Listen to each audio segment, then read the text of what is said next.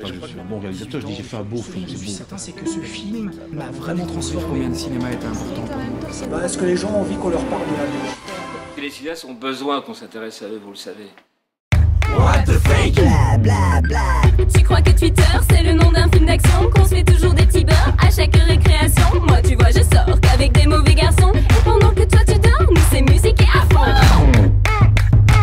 What the fake? À la base, moi je faisais des films un peu trash pour le festival du film fantastique. J'ai une amie qui m'a dit voilà, j'ai une productrice qui recherche un jeune dynamique qui va faire une série un petit peu particulière dans le montage, dans la façon de mettre en scène. Le projet m'a quand même séduit parce qu'il y avait une grande liberté de réalisation. Les sujets, c'est Valérie Magis qui les choisit, donc la créatrice du projet.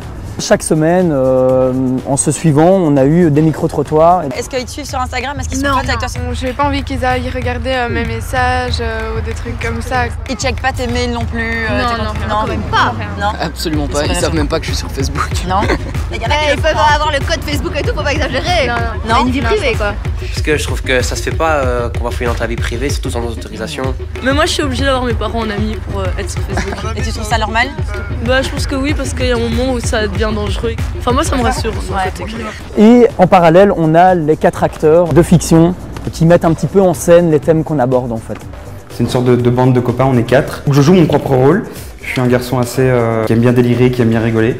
Donc j'essaye de le retransmettre au maximum dans la web-série. On nous a demandé d'être assez actifs sur les réseaux sociaux pour être en interactivité avec les jeunes qui suivent la web-série. Parfois on discute avec eux de la web-série, on débat avec eux sur le sujet. Et donc on met en scène des petites situations qui sont, je vais dire, une amorce par rapport à un débat que RTBF voulait avoir avec les jeunes.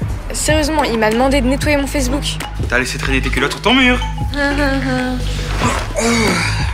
Putain, t'as assis sur ma grand-mère, la bouche! Ah, c'était pour la tenue au chaud. Donne-moi ça, ouais. C'est mon album de famille. Je dois le rendre demain pour séance sociale. Je suis désolé, mamie. Vous imaginez quand nos enfants devront faire des albums avec nos snaps et nos selfies? Mais c'est pas pour rien que les snaps ils durent que 5 secondes, hein. Rien ne se perd, rien ne se tait. Tous ces concerts.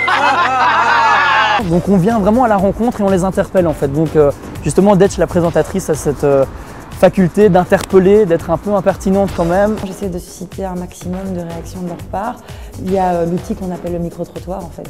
Et je suis extrêmement bien surprise parce que depuis le début de l'aventure What the Fake, honnêtement, et on est au 9e épisode, donc on approche de la fin quand même, ils sont super réceptifs. Comme on aborde des thématiques quand même assez universelles et qui leur parlent, la sexualité, les réseaux sociaux, la télé-réalité, finalement, en fait, je crois qu'ils ont envie de s'exprimer.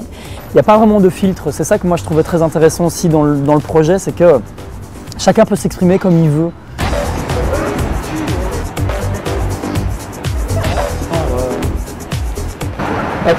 Alors est-ce que toi aussi tu as eu besoin de l'autorisation parentale pour regarder cet épisode de What the Fake? Parce qu'il me semble quand même que t'as bien bâché sur eux. Et si tu veux continuer, comme d'habitude, réseaux sociaux.